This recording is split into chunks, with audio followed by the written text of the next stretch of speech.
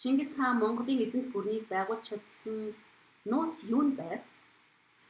Хэрэгэм зэргээс илүү авиац чадварыг үнэлж байв. Чингис хааны амжилтанд хүрсэн гол нууц нь аливаа хүний авиац чадварыг хэрэгэм зэргээс илүү чухалчилж үздэг байжээ.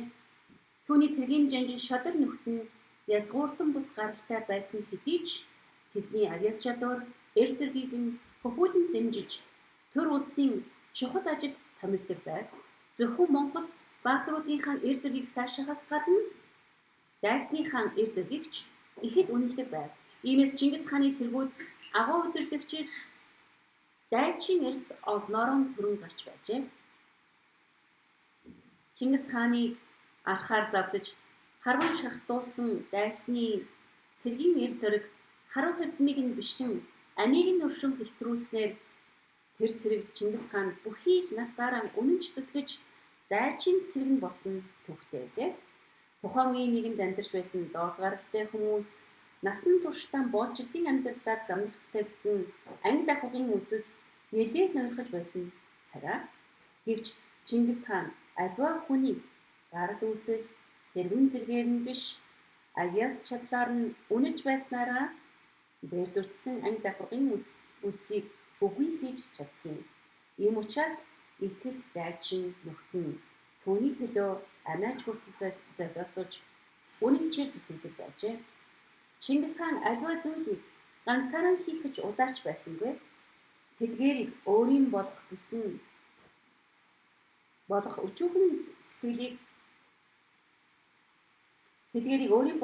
өчүүхэн сэтгэлийг жагуулж байсангүй.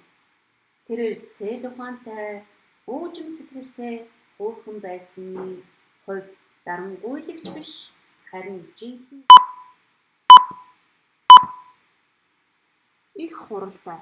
Монголын түүхэн дэх хамгийн анхны төрийн том чуулган байсан. Овог аймгийн удирдагч нар бүгд цуглан төр улсын онц чухал тулгамдсан асуудлыг олноороо шүүн хэлэлцэж шийдвэрлэдэг байв. Үүнийг хуралдай гэж нэрлэж байсан бөгөөд өнөөгийн улсын их хурлын чуулгантай төсөөтэй гэж ойлгож болох юм. Хуралдайн онцлог нь төрийн дээд байгууллагын шинжийг агуулсан хамтын зохион байгуулалтын өвөрмөц хэлбэртэй байжээ. Хуралдайн явцад ямарваа нэг санал зөрөлдөөн гарвал бүрэн гүйцэд шийдвэр гаргах хүртлээр хэдэн сар жилээр ч хамаагүй хурлаа үргэлжлүүлэн хийдэг байв. Ялангуяа төрийн тэргүүнээс сонгох хуралдайг нэн чухал тооцдог байсан бөгөөд энэ үед хүндэтгэх шалтгаангүйгээр хүрэлцэн ирээгүй нэгэн байхаваас улс орноосоо урвсан гэж үздэг байв. Хуралдаан шийдвэрээр хаанд өргөмжлөгдсөн хүн агуу их эрх мэдэлтэй болдог байв. Зөвхөн цэргийн хүчинд дулдүйдэж хаанд өргөмжлөгдөнө гэдэг нь өрөөсгөл ойлголт байв. Аливаа асуудлыг хуралдайгаар нэгэнд шийдвэрлсэн бол хэн нэгний дур зоргоор өөрчлөх боломжгүй байжээ. Хуралдай нь улс орны хөгжлийн чиг хандлагыг зөв зүйтэй шийдвэрлэхэд гол үүрэг гүйцэтгэдэг байсан гэхэд хэсдэхгүй юм.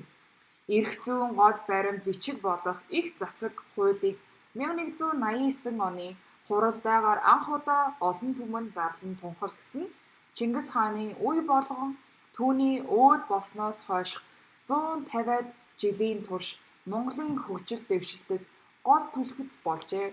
Хуралдай хийх үеэр заавал найр наадам хийдэг байсан төдийгүй найр наадам нь улс төрийн нөхөрсөг дипломат уулзалт болон өөрчлөгдсөн юм.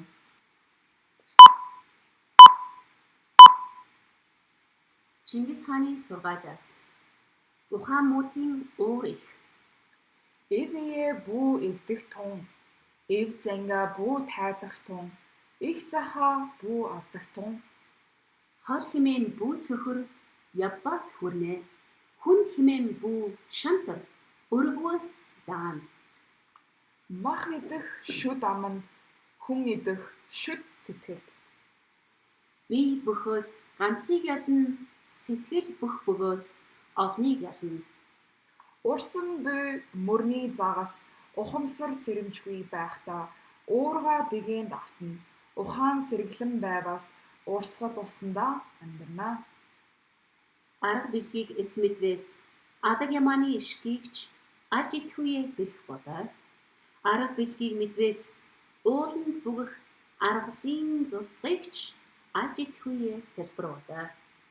Хаан хүн төрийнхөө сайнд жаргана, харц хүн хааныхаа сайнд жаргана, хатан хүн ирийнхээ сайнд жаргана, хамаг бүгд эв эеийнхээ сайнд жаргана.